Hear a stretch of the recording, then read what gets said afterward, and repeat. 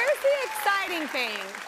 I know that you do a lot to like help out your community, and Thanks. I think that that's an amazing thing. You want everything to be peaceful, you want it to be great, you want everybody to be respected, and is that a big thing for you? Like, yeah, totally. So I work with this. I founded this nonprofit in Chicago called SocialWorks, and our main focus is youth, so youth education and like civics, like making sure that their schools are funded. So we actually donated $1 million a couple of years ago to CPS, and.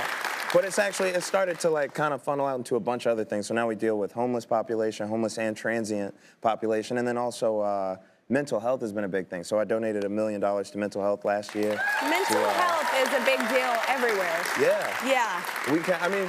We can all be affected by it personally, but also just like in the way that our families operate, and like when we find out how close that it can hit to home, it just lets you know your proximity to it is much closer than you think. So yeah, that's why I got involved in.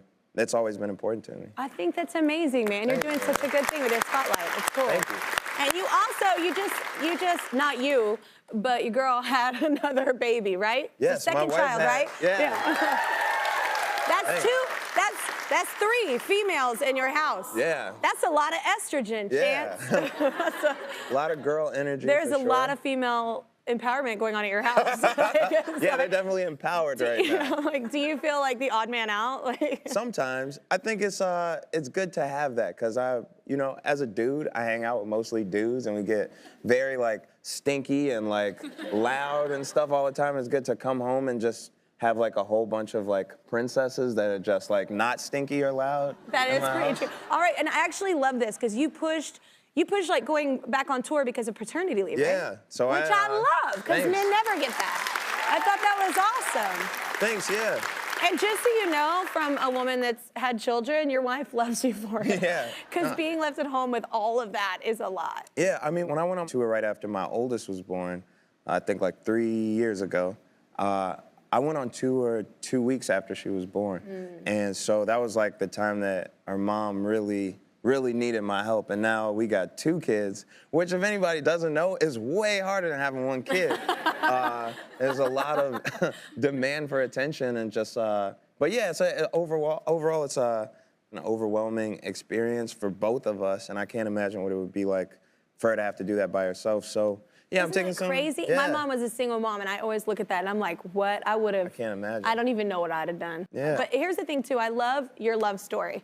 I just recently heard about your love story and how you met your wife, and then how later in life it happened. Can you do a quick synopsis for us? Because it's sweet. Quick story. People love to hear this story. So my mother used to work at a real estate agency for my wife's mother. And they basically would throw these office parties that they would all bring their kids to. And one time I went to one, and they were doing a Destiny's Child dance.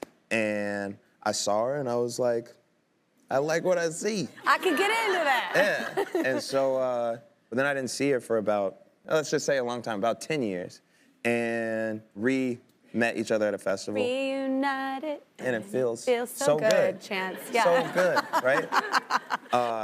But yeah, we saw each other and hit it off. And then we started dating, and then we had Kinsley, and then we got married, and now we have Marley. And that's so cool. What a beautiful love story. I love that. That's us. I love it. We look good. I love it. Y'all look real good. Thank you. You look real sharp. All right, well, you're also, I work with John Legend and on The Voice. I love John Legend. I do too. And I know he is an executive producer on a show that you're doing, Rhythm and Flow. Yes, Rhythm and Flow. Yeah, it's not out yet, but there's gonna, it's you and Cardi and T.I. Yep. So it's it's a judge show, right? You're a judge, right? Yeah, it's hip hop's first contest show. It's hosted by myself, the legendary T.I. and the amazing Cardi B. And that's gonna be funny. Yeah. And it's basically really cool because with a lot of like those TV competition shows and music, like at the end they give you a record contract and they kind of like mess you over. That's the TV version of what I'm trying to say. What do you mean, Chance? Yeah. I have no idea what you're talking about. Yeah, no, I'm so sorry. I didn't mean that, Kelly. No, I'm not saying anything about that's them. my life, Yeah. like what you just said. But I got out of it. Yeah. Woo! Yeah. I was like, the first one that got sucked into that. Yeah, you were, literally. Yeah. I'm so sorry.